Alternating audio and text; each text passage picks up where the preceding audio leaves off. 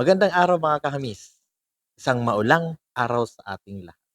Ngayon naman ay pag-usapan natin ang patungkol dito sa pinag-uusapan ng mga kaguruan sa buong Department of Education. Itong may kinalaman sa tinatawag nating Teacher Loan Moratorium. Saan nag-umpisa ito na usapin na to?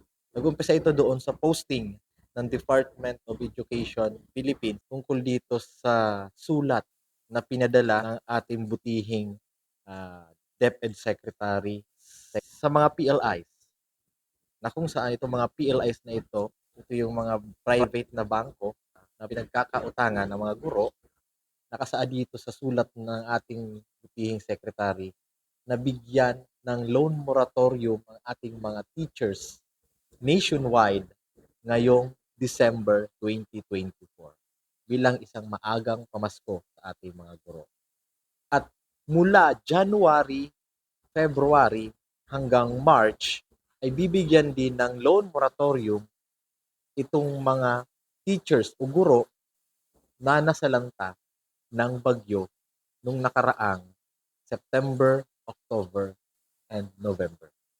Alam naman natin na halos sunod-sunod yung bagyong dumaan sa ating bansa. Ngayon, ang DepEd ay gumawa ng hakbang upang kahit papano ngayong Pasko ay makatulong sa ating mga guro upang gumaan yung kanilang nararamdaman. So, subalit, meron pong posting ang ating kapwa guro na si Ma'am Sheila Manuel ng SDO Marikina.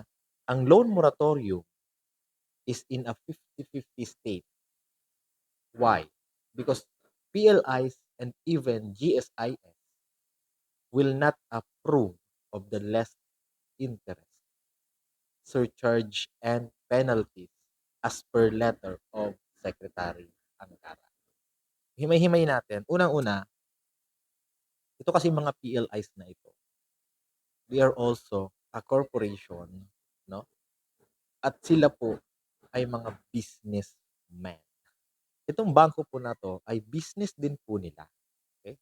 So parang mapaparalyze din sila kasi sa loob ng halos 4 months, December up to March, ay hindi sila mangongolekta ng loan payment and even interest ay hindi nila kukunin.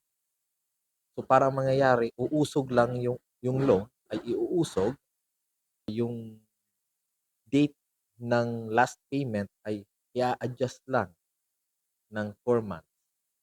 As of now, kung matatandaan natin yung posting ng DepEd, ito ay noong November 29.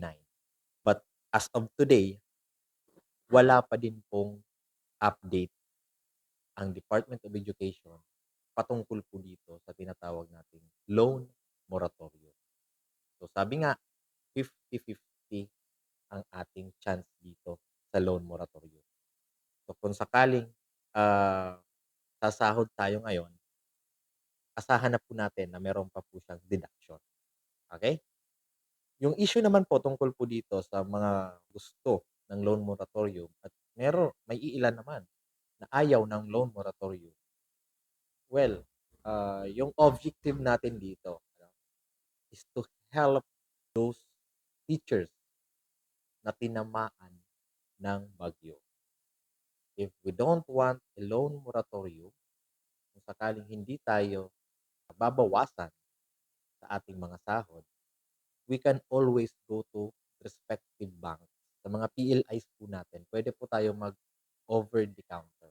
Pwede natin bayaran yung loan natin personally. Okay?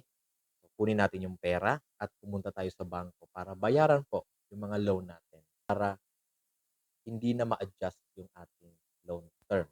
Okay? I hope na masaya ang Pasko ng ating mga guro ngayong December 2024. Merry Christmas again. Maraming salamat po. Hamis Vlog. I love you.